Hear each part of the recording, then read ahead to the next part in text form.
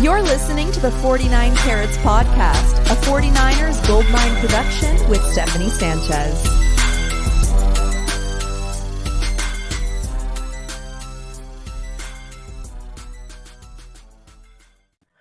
What's going on, everyone? Welcome to another edition of the 49 Carats Podcast. I'm your host, Steph. It is Wednesday, September 27th.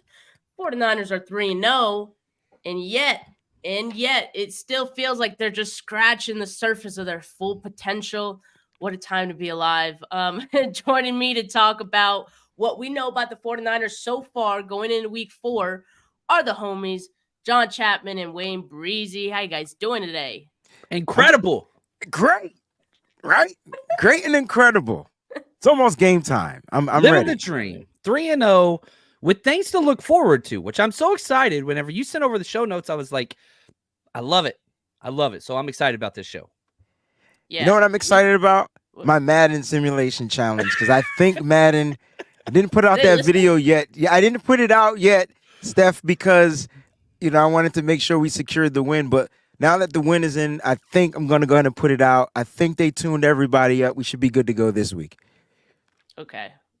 I hope so. We'll tune into that later and see if that worked for us. What time is that one at? What time is that at? That's going to be tomorrow, 1 p.m. Eastern Standard Time. I'm going to do it nice early throughout the day, get it done, and we could sit back and just, cool, curse, laugh, get mad. Well, there we go. And look, we're not going to spend too much time talking about the Thursday night game because at this point, it's almost been a week. I think we've both probably talked about the game and run that into the ground at this point. So, but I simply just going to ask you guys one question from that game. What was your most positive takeaway from the game on Thursday? And John, we'll start with you. I love the fact that you're getting these role players to start to step up. We saw it 2 weeks ago with Isaiah Oliver, and I think that it continued big time Thursday night. Guys like Oren Burks, who, he comes in, played 30 snaps, was absolutely elite, no mistakes, just consistently good. Ronnie Bell, Chris Conley, Elijah Mitchell. And so the Niners stars are going to be great, and we all know who they are, and they're going to always flash, but you're only as good as your weakest link. And with the elevation of the back end of this roster into players you can depend on, even make some plays at some point. What's up, Ronnie Bell? I just really think that the dimension of this team continues to increase when you have guys like, let's say you got Brandon Ayuk out for a game. You don't have to take necessarily a step back. Yeah, we're better with Brandon Ayuk, but whenever you get these back end of the roster guys that continue to elevate their play, that's one of the things that the Shanahan, John Lynch 49ers, the development of the back end of the roster that sets us apart from so many other teams in the NFL. And John, the fact that you mentioned depth, right? I always used to say it's not about just having depth. It's about having the right depth, right? Having the right people to fill in those particular moments in time. And when they get their opportunity, do not miss it. Now I'm about to be on my Eminem joint. You know what I'm saying? But like at the end of the day, those players did step up. So shout out to you, John, for pointing that out. But there were a couple things that I feel like I can put together. And one of the words I wanted to say that I noticed from the 49ers again is adjustments, right? They figured out ways to adjust throughout the game. They're kind of the boxing. They're using that boxing terminology where they're ready and prepared each and every week to go 12 rounds. And I think that's what we're starting to see from this regime of the San Francisco 49ers. They're not going to box you and try to knock you out right away. I mean, I feel like they can, but that's what we're going to get into why we said there's still room for improvement. But they're going to do a steady pace fight. They're on their Floyd Mayweather stuff right now. But I want to say specifically what I liked from this game was Brock Purdy adjusting to the blitz. And when you get a team that's blitzing almost 85% of the time, and it's definitely trying to throw your timing off, and finding this particular type of quarterback that, 7th round draft, we know the story of Brock Purdy, right? Every week they challenge him with something different, and every week he's passing the test. That's something that we need to start owning in on. Brock Purdy is starting to become one of those, I don't want to say the E-word quarterbacks, but he's creeping up. He's creeping up in that category, Steph. He's creeping up in that category.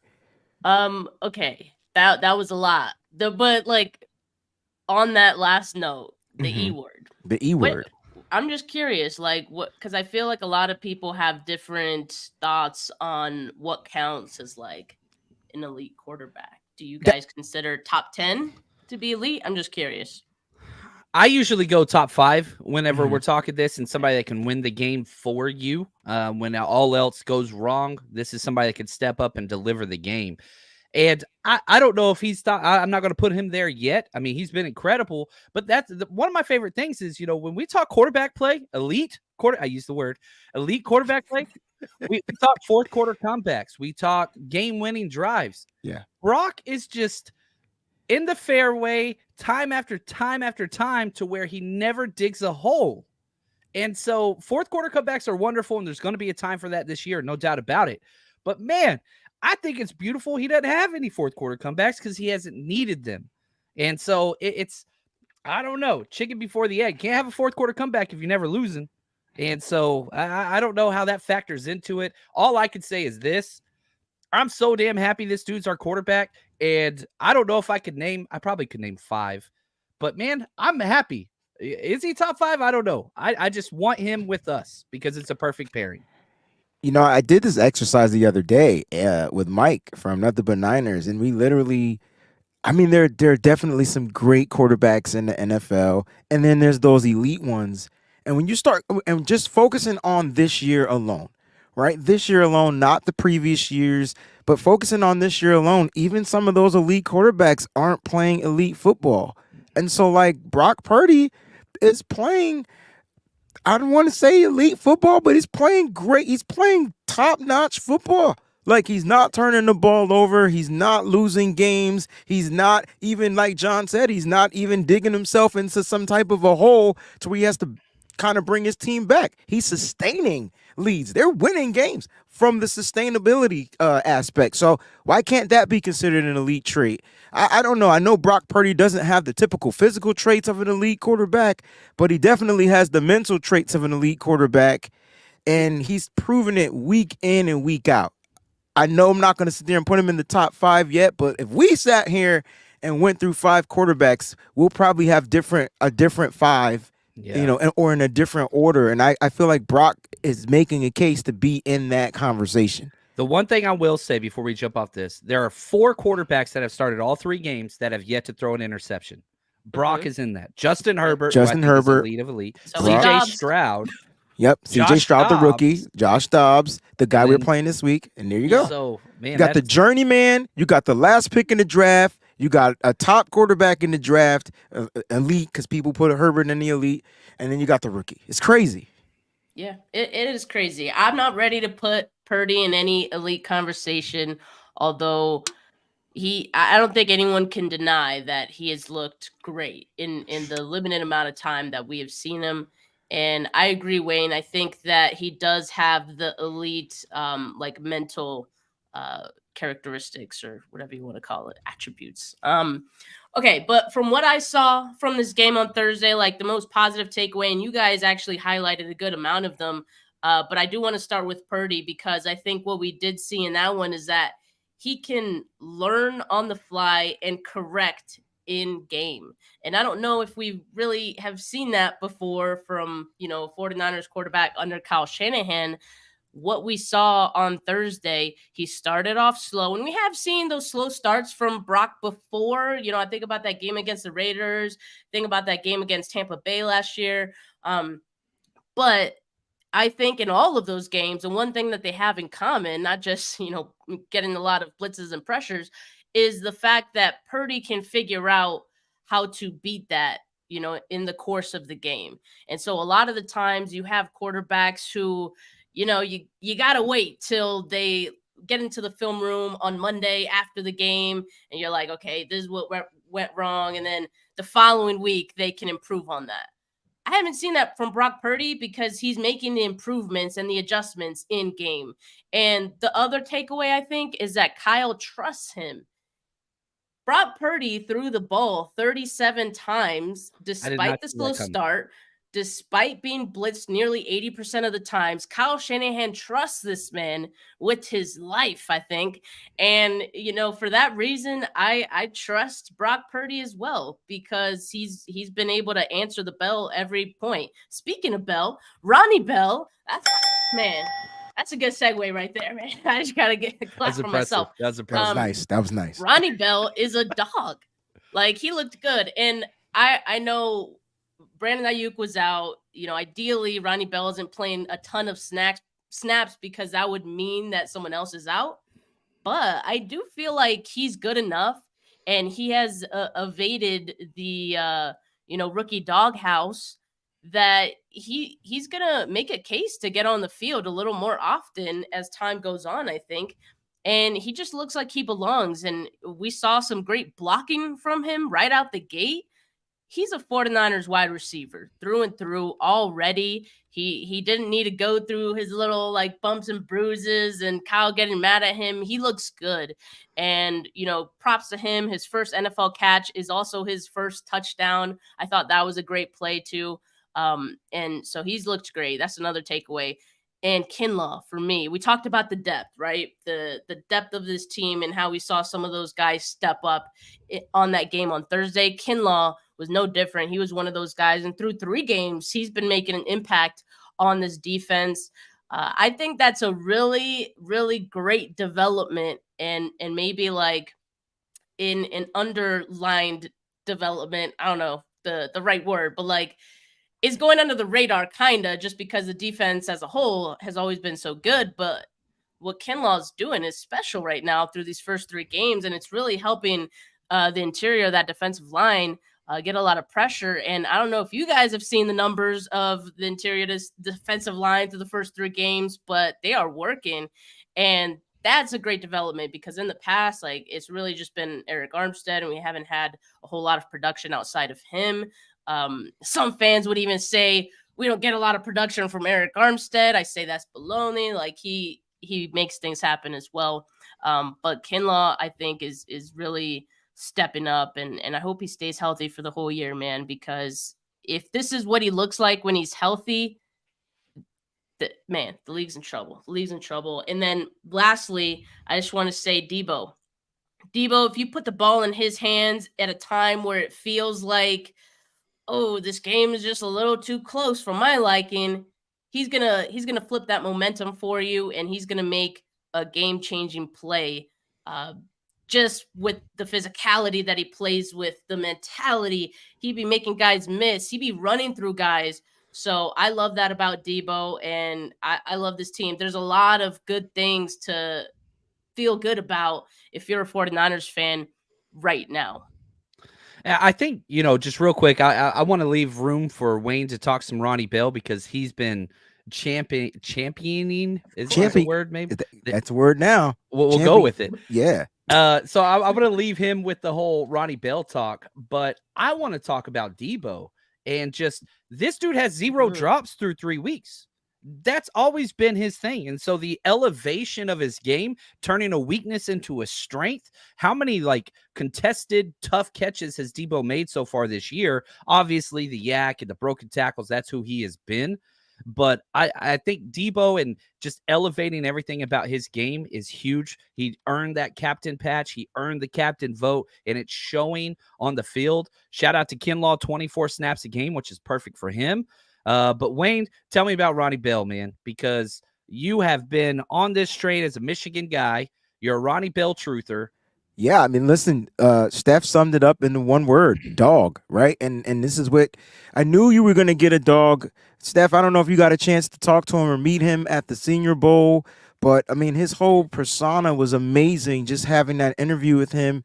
And I just kept figuring out, how can the Niners get this kid on the team? From that moment on, because I just knew from watching the way he made plays on the collegiate field without a typical quarterback. They were using 2 to 3 different quarterbacks his last year there, and it was going to be tough for him to creep up. You saw at the Senior Bowl, he wasn't getting targeted much. They were going to Tank Dell and all the other guys, right? Jaden Reed and all those other guys that you see. And now he comes to the 49ers, and he kind of finds a way to fit in and blend in. And I think it started with the fact that he was willing and able to do whatever it is they asked him to do. I think that's where it started. And so, you want me to play special teams, coach? All right, cool. I'm out here. You want me to return? Cool. I'll return. You want me to return this too? Cool. Oh, you need me to go down there and cool. Blocking? I'll figure it out. And you remember earlier in the preseason, earlier in the offseason, you heard Brandon Ayuk say, hey, man, once this kid gets the blocking, Debo, once this kid gets the blocking down pack, oh, man, he's going to make strides. This sums up Ronnie Bell right here. Kyle Shanahan was asked a question about Ronnie Bell. Does he still have to go out there and do more to earn a spot here or earn a place in the? He said, absolutely not. He already did that. Like, Kyle just shut it down. He already did it. 7th round pick already did. And that just lets you know how great the 49ers are in evaluating talent, especially now. We talked about why these coaches and why the general manager was extended. It's because they're finding gems with other people are passing over. What's that treasure thing? One man's treasure. I don't know that jump, but you know what I'm trying to say. Someone else's trash is you get what I'm saying. Treasure. And what I'm saying is everybody kept passing over this kid. The Niners get him, and now look what they're doing with him. They have the ability to allow him to develop because they already have stables in the wide receiving room. So when he's asked to, and when his number is called, when his bell is rung, hold up. See what I did there? When his bell is rung, he gets out there and he answers the bell. Ronnie Bell. And I'll say this, a lot of people, Ronnie Bell's 7th round pick, he was picked 9 picks before Brock Purdy. Like a different year, he was picked 253. So he's not a 7th round pick. He's a 7th round comp pick. He's at the back of the back. Yeah. Well, that's crazy to think about when you consider Brock Purdy threw him his touchdown pass, right? Like, have we ever seen like 2 7th rounders connect on a touchdown before? Like, that's pretty crazy. So props to both of those guys. And yeah, I mean, I agree. Ronnie Bell is going to earn himself some more playing time sooner than later, I think. And he's definitely deserved it. But look, this team is 3-0. They're putting up 30 points in 3 straight games. We just talked about all the great things that we saw on Thursday night alone. And yet it feels like they have the potential to score even more points, right? Like, that's the crazy thing about it. They've been leaving points out on the field. Kyle Shanahan and even some players mentioned how there's still some things to improve. And, that's great. Like, that's a good thing. That's a good thing. Kyle Shanahan, when asked on is the team in the same groove that they were in last year, like to end the season last year? And Kyle said, quote, I feel like we're close. We finished last season on a roll during the season, got in a groove. I don't think we're totally there yet. I think we can clean a number of things up. I thought we hurt ourselves in a number of situations Thursday night and kind of have all three of these weeks, but I still think we can continue to improve a lot. So this is not just coming from fans, like this is coming from the coach himself, and a lot of players pretty much echoed this sentiment after the game on Thursday too. So here's what I like about it. They're not complacent. They're 3-0, but they know that, I mean, in order to get where they need to go, they need to hit all that untapped potential that they have, right? So I really like that about this team, that they kind of know who they are and know what they're capable of. And anything short of that, I think at this point, they've gone through it so many times before. They've gotten close so many times before. They know what the task at hand and what they need to do. So I really actually appreciate this. And us as fans calling this stuff out too. Like, it's not even us complaining, but it's us also acknowledging, like, man, this team is so good and they could be so much better. Like, that's the crazy thing. It's a really good problem to have. Yeah, I'll say this. You look at your stars and they're playing great. Christian McCaffrey should have had a touchdown catch. Got knocked out last second. Trent Williams, couple penalties, right? George Kittle, drop pass. Got a couple missed tackles from Fred and Dre Greenlaw, which is not normal. And so even though you're blowing these teams out and it's not even within a possession, there's still things to work on. The penalties, you're not turning the ball over, which is wonderful. Special teams need some work. There's still issues to work on. So whenever you have your stars that can go out and ball out and everybody can talk about how great Christian McCaffrey is and they're right, he could have had a much better game. He should have had a receiving catch on that amazing throw from Brock Purdy. And so having that extra stuff to work on from a coaching perspective, I've been there. it's hard to coach up your team after you blow a team out. But whenever you can look at and you can show on the film, we missed these 10 plays, and you can call out your studs and you can say, CMC, we can't have you getting that ball knocked out. You have to capitalize. And everybody's like, oh, damn, he's talking to CMC right now?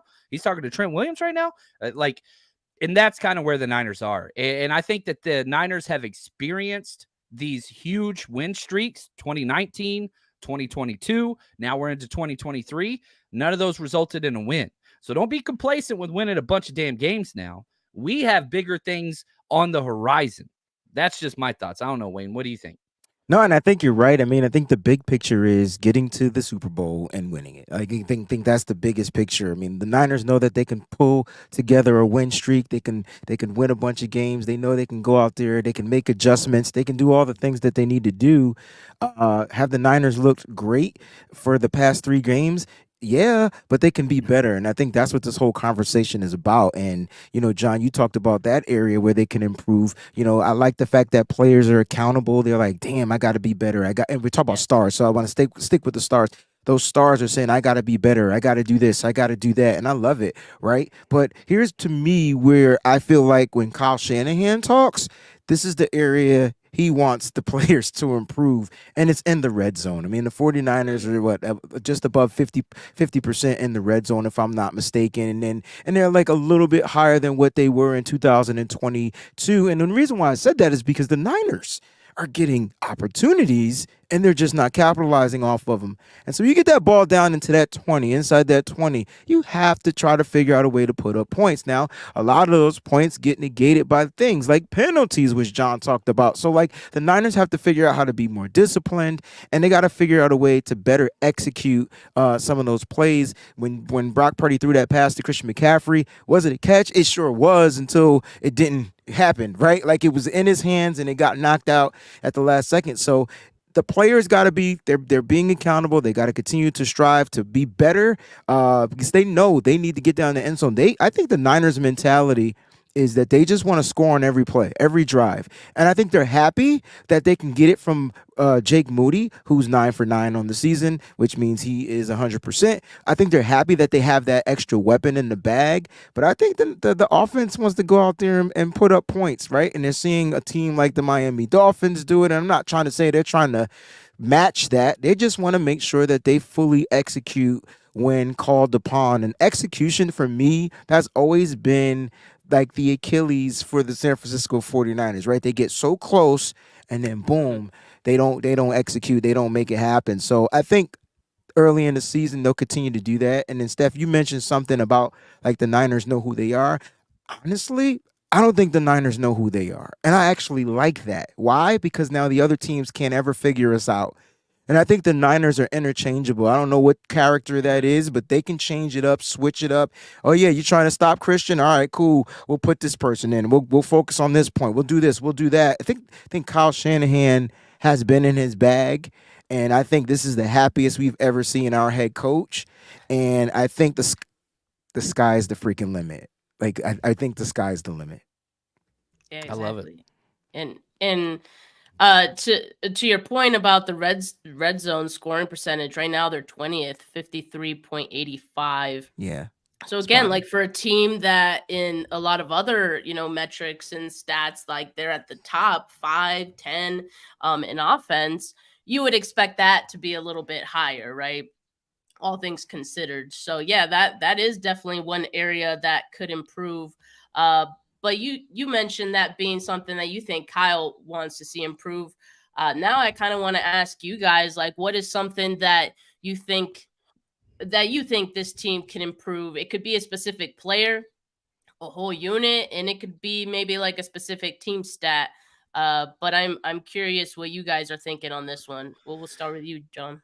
Yeah, I think, if we're talking about red zone, the 49ers have been down in the red zone 13 times offensively. To put that into perspective, the Cardinals, 7 trips this year, literally half. And so I think that's an issue. And with Kyle, something matters to Kyle when he does a self-deprecating joke about it in a press conference. And whatever he said, oh yeah, that's why we're having, struggling so much in the red zone, just so we can do this other thing. Like, you know what I mean? And he kind of like sheds it off as like this joke. That means Kyle's offended. Kyle is upset about this issue. And yeah, you fix the red zone issues. That's 40 points a game. You're getting in there. The consistency, the driving, the 20-20 offense, like from R20 to the red zone 20 is stellar. What happens when you get in there? They shut down the run game and they force you one-on-one on the outside and they're blitzing like crazy, which, you know, when Brock is blitzing the middle of the field, he could just throw the fade. Debo, Ayuk, CMC, all these different, back shoulder fades he's hit. Juwan Jennings, I think he had one too. Kittle's turn next. But whenever it shrinks in there, that's rough. And I don't want Purdy taking extra hits, but at some point, the mobility factor, which we know he's got, that's one of those things I want to see, but I want him to be smart with it. So that's the area I want to see a little bit more aggressiveness with the legs from Brock Purdy to kind of equate some of that blitz. If you beat that blitz quick and everybody else is in man coverage, you should be able to get in. We saw it last year. I think it was against Tampa Bay. Where he like wiggled through everybody and got the rushing touchdown. That's one thing I want to see. A little bit more emphasis just on the athletic running ability, not play style runs, not play style. Like, I don't want you calling run plays for Purdy, but I do want to see him kind of press the issue just a little bit, just to put a little more tension on those linebackers that keep coming on the blitz in the red zone. I like it. And to stick to the offensive side, I mean, I will say from week 1 to week 3 going into week 4, it's improved, but it's still the right side. Like the right side is still the weakest side. And it's like, if those two, if they can just get on the same page and just I'm going to say this, once they have a great game, they will have great games for the rest of the season. Right now, they're still focusing on working on communicating and building the continuity. And I'm talking about the right side. So if you guys know who I'm talking about, and it's literally the center to the right side, right? Like it's from the center down to the right side. Once those three guys figure out how to communicate, and I think Jake Brendel spoke about being able to communicate, or Colt McKivitz, I can't remember who it was. It might have been Brendel. They want to be able to communicate without talking. They want to know each other's gestures. They want to know each other's body movements, all that type of stuff. Once that happens, oh man, the right side will start to balance itself out. And yeah, the protection has been better. They've been better in the run blocking game, I would say. But it's like McKivitz got better this game, but Burford got worse this game. But then Burford gets better this game, and then McKivitz getting worse. And now the center's off. They have to figure out the continuity. That will help in the red zone. That would help, just period. And once the continuity is there, oh my gosh, it's going to be crazy. I'm glad you brought up, the right side of that offensive line. I mean, I think for everyone, like, we're kind of looking at that as like, you could be a little bit better. And, I'll name names like, Spencer Burford. I've mentioned him as a player I'm putting on notice on my show on Monday. And he's allowed 11 pressures, 10 hurries, and a sack in 3 games. And like, he was slightly better the previous game. But I don't know if we've seen just enough improvements to really say or feel good that, like he's going to improve. I do know that he's had some really tough matchups, but this is the NFL. Like, you're going to have some tough matchups, right? And you're on a team with Super Bowl aspirations. There are going to be even tougher matchups when you get down the stretch in the playoffs, the end of the season and all that. So I know it's week 3 of a long season right now. And, I do think that the 49ers will hit a stride at some point on that side of the line. I didn't even mention, like I mentioned on another show, but like Jake Brendel, I'm glad you mentioned him, Wayne. Brendel there's a lot of low snaps in that game against the Giants. It could have been because of the blitz. The touchdown throw, I seen it. But that's kind of bad. Wait. I wanted to ask, because I don't know off the top of my head, but I feel like every game there was a center quarterback fumble exchange. There's 4 of them so far. See? Like that can't happen. 3. One was on Purdy by himself whenever he corralled the fumble. But right, but I'm just talking about the right. But they have to figure that out. They have to figure it out. Now I have a theory. It's a breezy conspiracy theory, and I want to get your thoughts on it. Okay, so Burford last year split time with Daniel Brunskill. Yeah. But and he seemed like he was flashing to be better, but now he's that full starting right tackle. It's technically like really his rookie season as the full starter, right? But he was paired up with a veteran. I'm not saying that veteran was all that great, but being next to a guy like Mike McGlinchey, who's probably seen it for several years, was probably help pulling him up just a little bit. Now that crutch is gone, you're putting in a non-starting right tackle, and now you're asking your right guard, who got the reps his first year, half of them at least, or more than half, to kind of like step up and be this, he was a 5th round pick or a 4th round pick, right? So like 5th round, fourth round. So it's going to take some time. What are your thoughts about him not having the crutch anymore, though?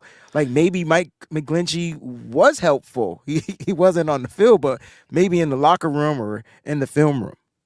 Yeah, I think they even talked about it last year, where it was good for him to kind of step back and analyze and figure it out, then go back out there and, fix those mistakes. But you guys said he's had a tough 3 weeks. All right. Now, here's how tough it was. Cameron Hayward, Aaron Donald, Dexter Lawrence, all pro players. Damn. All of them. Like, that is tough. This week, not so fast. And so you're kind of you're never going to have a 3-game stretch like that again in the NFL. Does that excuse the way in which he has played? It has not. I think that he has earned the right to fix some of these issues because they want him to be a stalwart. They want him to be there for 6-7 years plus at the right guard spot. He's not being pulled out even when they go to trash time and John Feliciano comes in. They put him at center. Banks and Burford stayed in and played every damn snap. They did not get a break.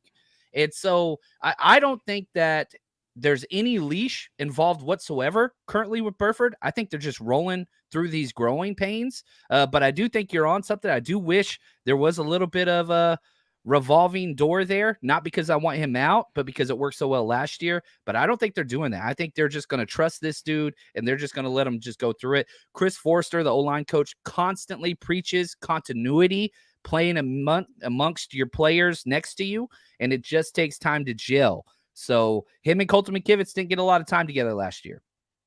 Yeah, now it's time. That's a huge thing with the offensive line. And so I'm going to be patient, but I'm watching him, you know what I mean? Like I'm watching him. So yeah, the 49ers right now rank 22nd in composite pass protection ratings. So, but combining, PFF, ESPN, and what is the other one? I think SNS or something like that. Yeah.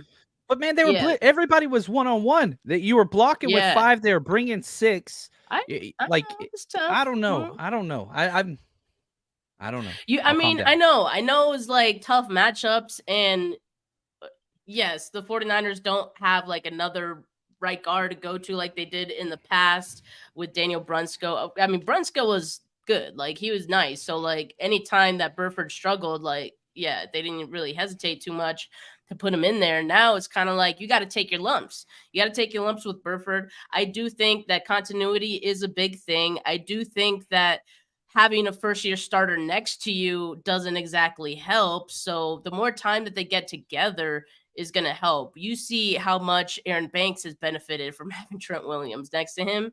Aaron Banks, at this point, probably pretty good in his own right. But we know that him learning the ropes of playing left guard had a lot to do with having the benefit of Trent. So on the other end, both of those guys need to help each other out. And so I think that's going to come with time and them getting to know each other and all this and that.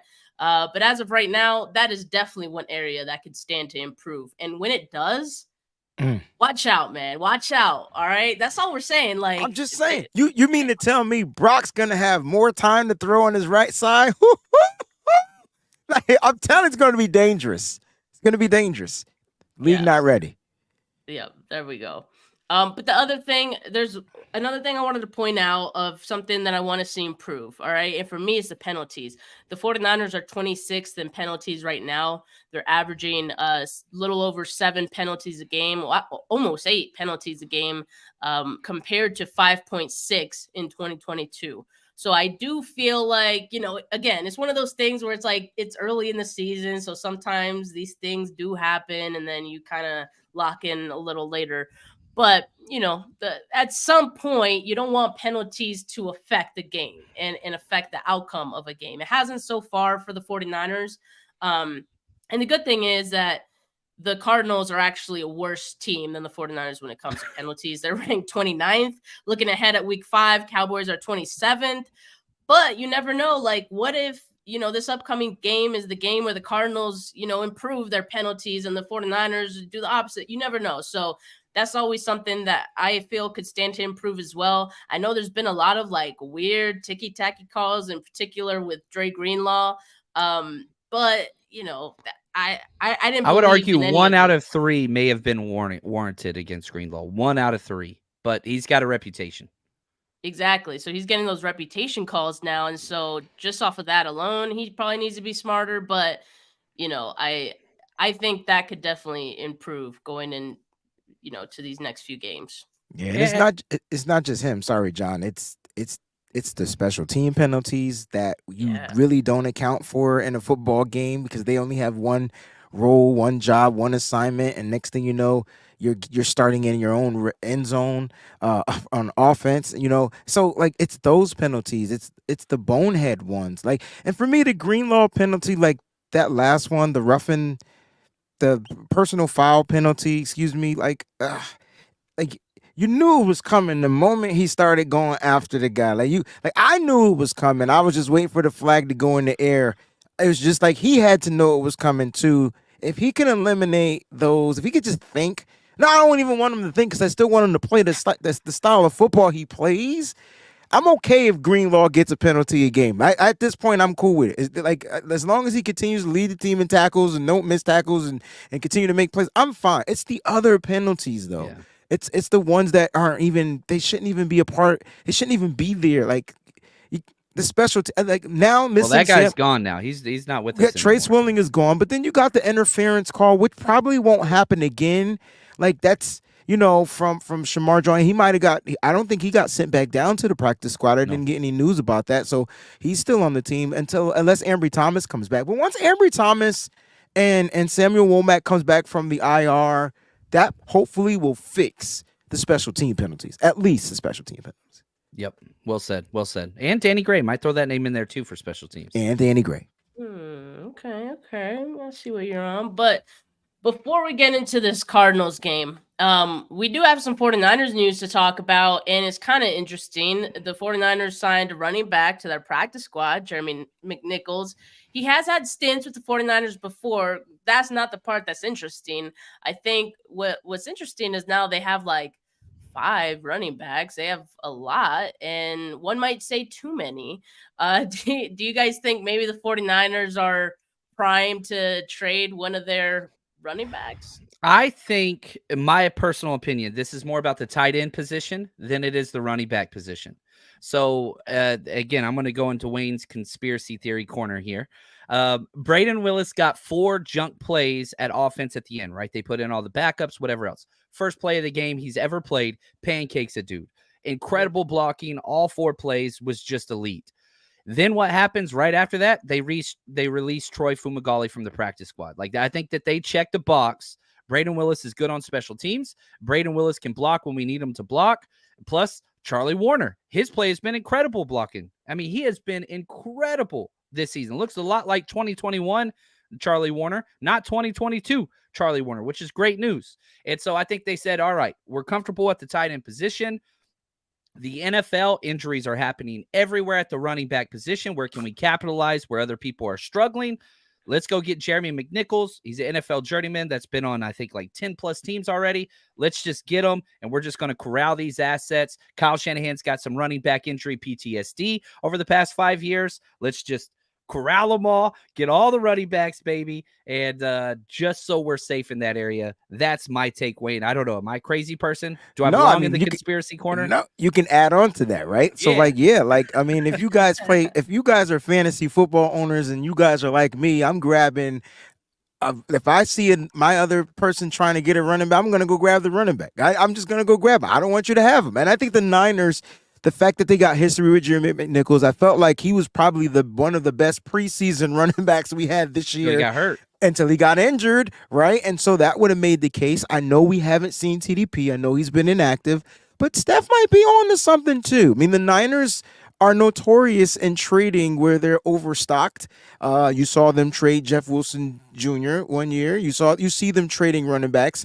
Breida. And this might be an option where, Elijah Mitchell still gives you a lot of value. And I'm not saying he's the guy. I do remember us talking about Elijah Mitchell possibly being the one because he hasn't practiced. He wasn't, just a bunch of stuff. They're trying to keep him healthy. And then they gave Elijah Mitchell plenty of snaps in this particular game, this past game against the Giants. So could he possibly still be on the trading block? And then they bulk up with getting Jerry McNichols. You get your veteran back there on the practice squad.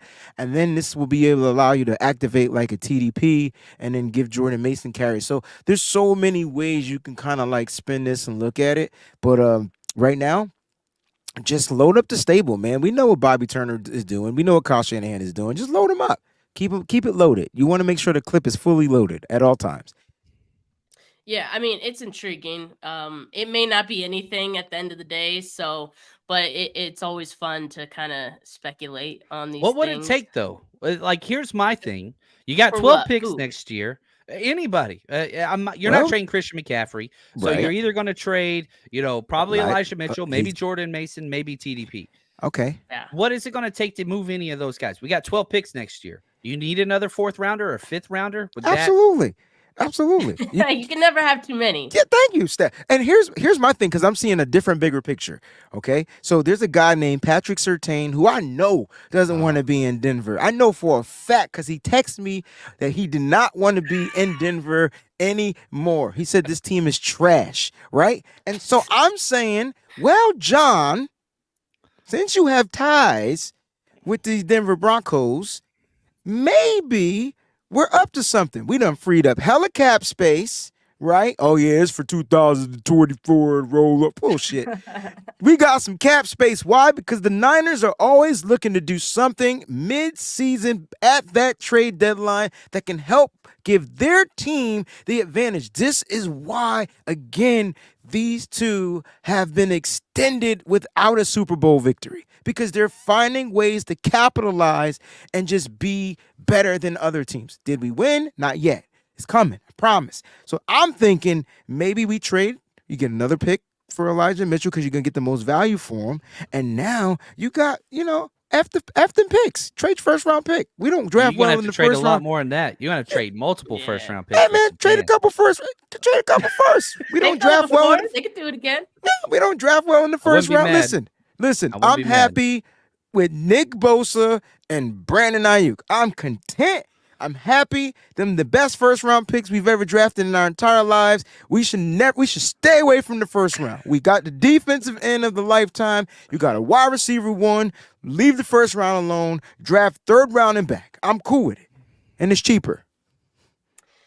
Man, I don't know about the Surtain thing. Not that I wouldn't entertain it. It's just that I don't think it makes sense if you're the Broncos. Sean Payton. For that reason, that's I'm hard. not really. Yeah, I don't know if they would. I'd do love it that. though. From a Niner standpoint, I'd love it. Yeah, Absolutely. 2 firsts and Elijah Mitchell. I would do that now. That's just, just my crazy. Charvarius Ward. You got a Surtain on the outside. Move Demo inside to the slot. Woo. Oh my gosh.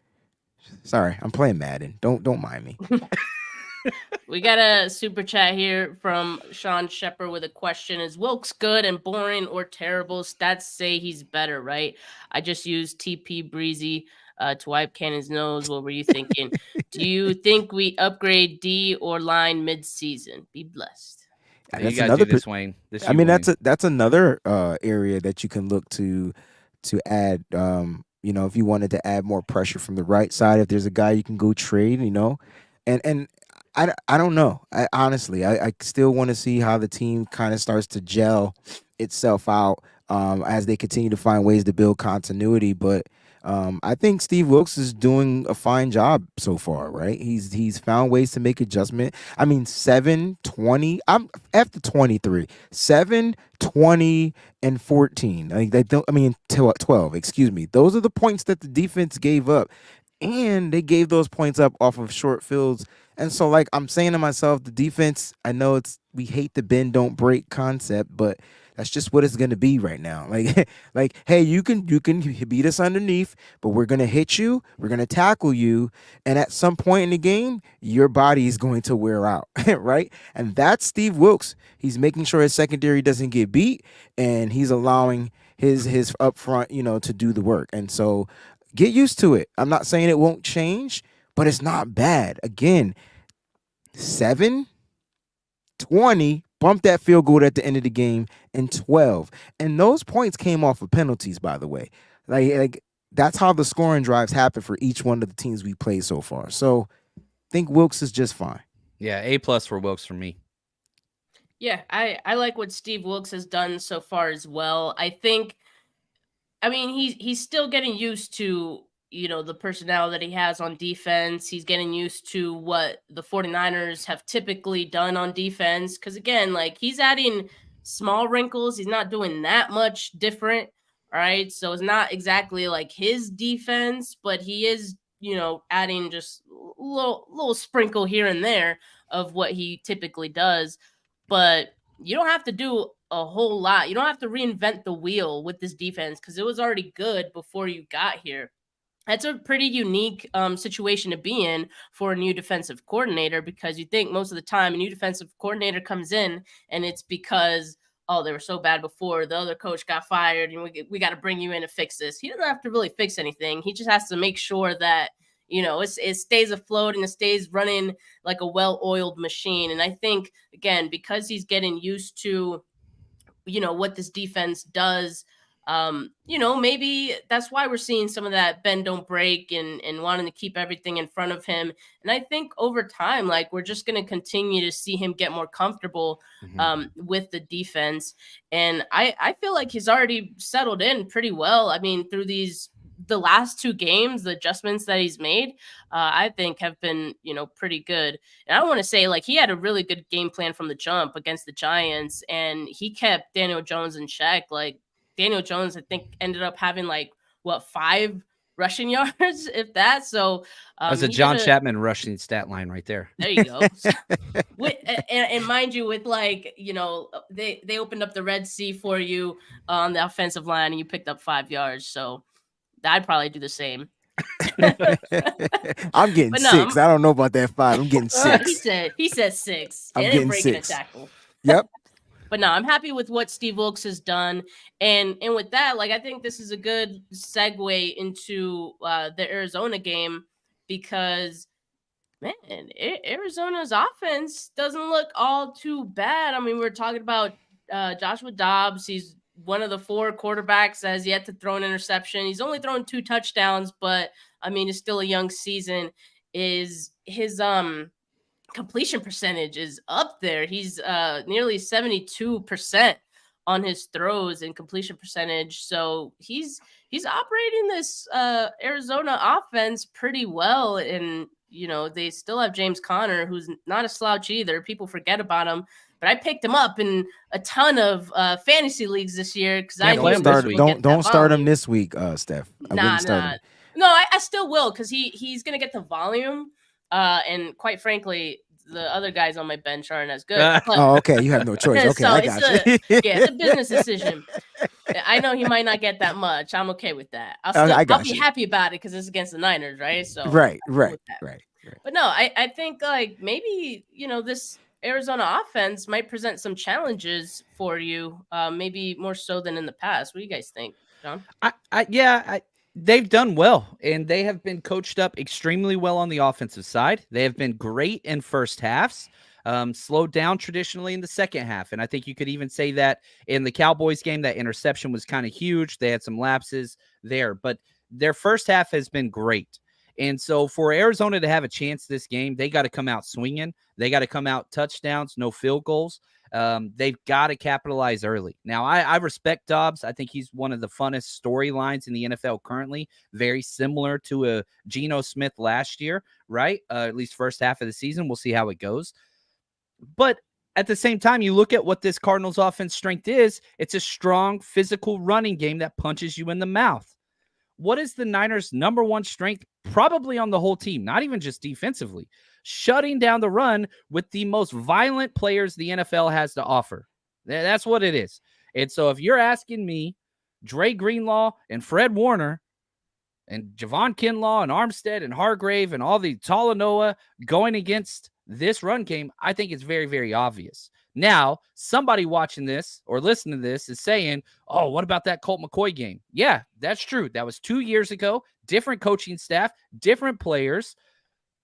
I was at that Mexico City game sitting next to my man, Wayne Breezy. Oh, yeah. And we blew them out the damn building. Mm-hmm. And that was with Connor and McCoy. Yeah. But what I would say is they do have a pretty decent run defense. I know a lot of people say that there was Oscar, I think, said they can't stop the run. And maybe they can't, but their run defense is ranked 7th. So I would say that they don't give up a lot of rush yards, but they also haven't played the 49ers either. So, like, you know, they haven't played the number 3 rushing team in the league, right? You know? And so, like I don't see offensively Arizona being that team that's going to get things going. Now, will they get a play where a drive where they may score? Possibly, because the Niners do the dumbest shit and they give up a penalty, and the next thing you know, all of a sudden they're on their side of the 50, and it's just a little easier when you're on your side of the 50 to score a touchdown. And so that's this possibility that can happen. That's kind of the only way I see them scoring a touchdown anyway. That's been the Niners' MO, so I'm going to stick with it. And so, like, I just don't think Dobbs is going to be able to be who he is, because the Niners are going to do exactly what John said. They're going to take away the run, and they're going to force Dobbs, even though his completion percentage is 72%, they're going to force him to be accurate. And he's going to have to be accurate on the run. He's going to have to be accurate in that pocket. He won't have a lot of time in the pocket. Steph, you talked about the Niners' pressure. Listen, pressure bursts pipes. We know that. The pressures are there. This might be a game where finally Nick Bosa tees off. I'm not going to predict 4 sacks this game, but he's definitely going to get 2. So I'm just going to start it right. He's going to continue to climb up the sack ladder, but expect stuff to just not go the way that the Cardinals have planned. They're finally going to play a real NFL team, and I know I said that, and I meant that. Yeah, and the Cowboys, who are great at getting pressure, they might have the best defensive end rotation. Their defensive tackles have so much to be wanting. The 49ers' strength of this team is right up the damn middle. Nick Bosa for sure, but those 3 defensive, I put 4. I'm going to put Kevin Givens in there too. The 4 defensive tackles and 2 linebackers right behind them. And so the way we play defense is not the same way the Cowboys play defense. It's not the same attitude. It's not the same type of physicality. They are finesse. We are brute strength and violence. And I think Dre Greenlaw, and we talked about his penalties earlier. I don't give a damn this week. No penalties this game. Watch. Ooh, just watch. That's bold. There's got to be a MyBookie bet on that somewhere. 0 penalties for Dre Wayne.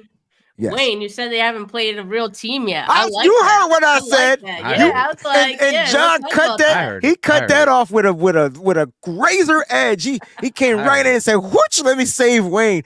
No, I don't need any saving. They haven't played a real team yet. I said it. Look, I said it. No, I mean, I like that you said it, Wayne. I liked it. All right, so on the running game, I think that is important for the 49ers to stop, because the Cardinals have been real comfy in their run game right now. They're 6th in rushing yards per game. They average 156 yards per game. They're getting 5.6 yards per rush attempt. They were blocking their butts off against the Cowboys, but I think you raise a good point, John, that, you know, the 49ers just play the defense or play the run a little bit differently than other teams, and, you know, probably the Cowboys as well, right? So I think I would give the advantage to the 49ers on that aspect. Now, as far as their run defense, the Cardinals' run defense, they haven't, you mentioned, Wayne, that they're pretty good. They're okay. But a running back has scored a receiving touchdown in each of their last 3 games so far this season. They allowed 122 yards on the ground to Tony Pollard last week as well. So this could be a big Christian McCaffrey game, I think.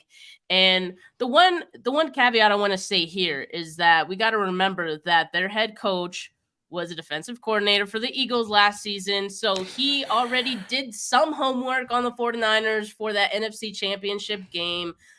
We didn't exactly see, or he didn't see, Brock Purdy and, the offense at its full glory, of course. But I'm just highlighting that he was prepared for that one. So he has done his homework twice now on the 49ers. And so I'm not saying that gives them an advantage. I'm just saying like he'll more or less know what to expect. But as we mentioned earlier in the show, like I think the 49ers can beat you a variety of different ways. And okay, you're going to do that. We're going to do this. Like it doesn't matter what you do. They're going to find a way to win. And so I think that's the most impressive part. I also, mention these stats. Arizona defense 26th in yards allowed per game. They're allowing 367 yards per game to their opponents. The 49ers offense is 4th in yards per game. They're averaging nearly 400 yards per game on offense. Like that's pretty good, right? And it still ain't clicking yet. Like they still working on it.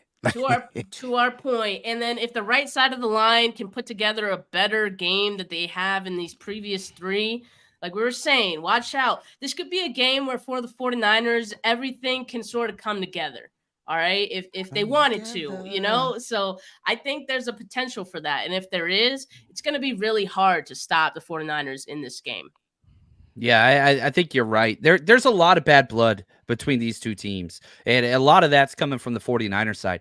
Gannon talking trash, against the Niners. You had the injury. Everybody's chomping at the bit to play Philly. This is like the closest thing you're going to get for a couple months. So any anger you got from that NFC Championship game, take that shit out on these guys. They claim not 1, not 2. They got 3 of our players on their active roster. 3 of them. Like, come on, man. Like, those are your brothers over there. They took them from you. You go put a hurting on them. That's all there is to it. Plus, your DC, Steve Wilkes, who I gave an A+ earlier, is in an active lawsuit against this damn franchise. This junk is personal, John. Yes. This is personal.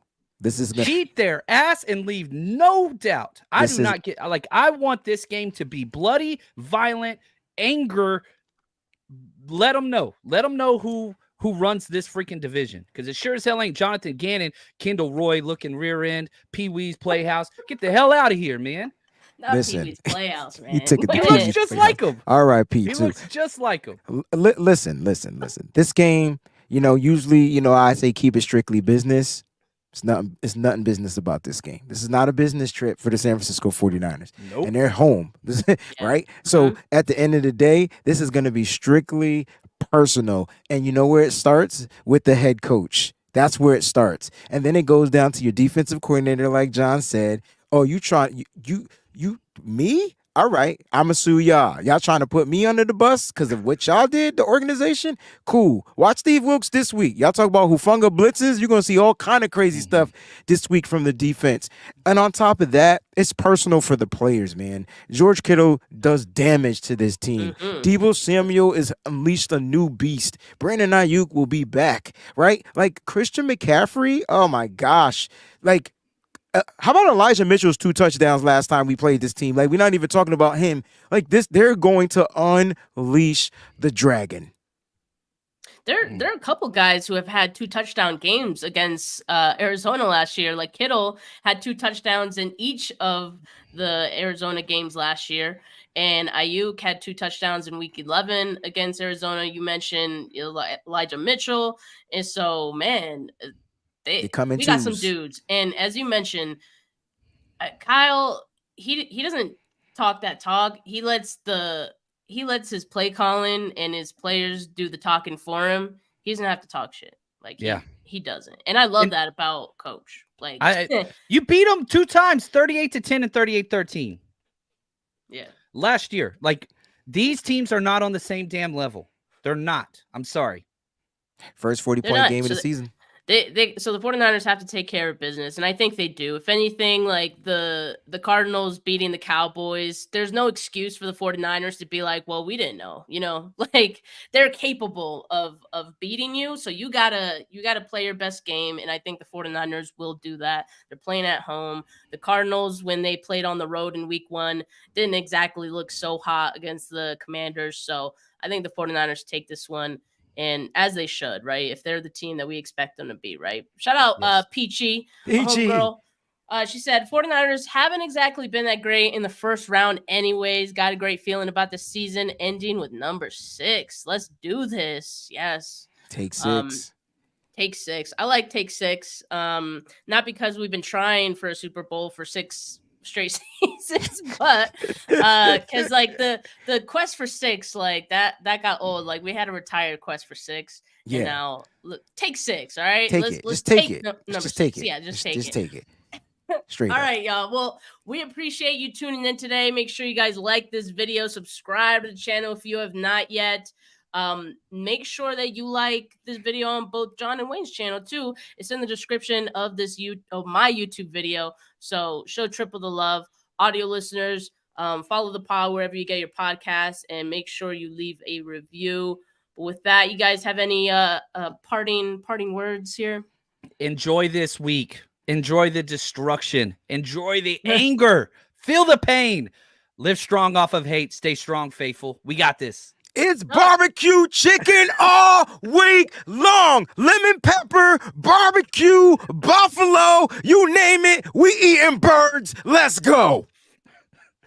That's awesome. I didn't know where that was going at first, Wayne, but yeah, okay. We eating birds and Full yeah, circle. we need all the wings. Maybe I'll order some wings for the game. Who knows? Everybody get wings. Not on Breezy, though. Not on Breezy. But you just get you some wings.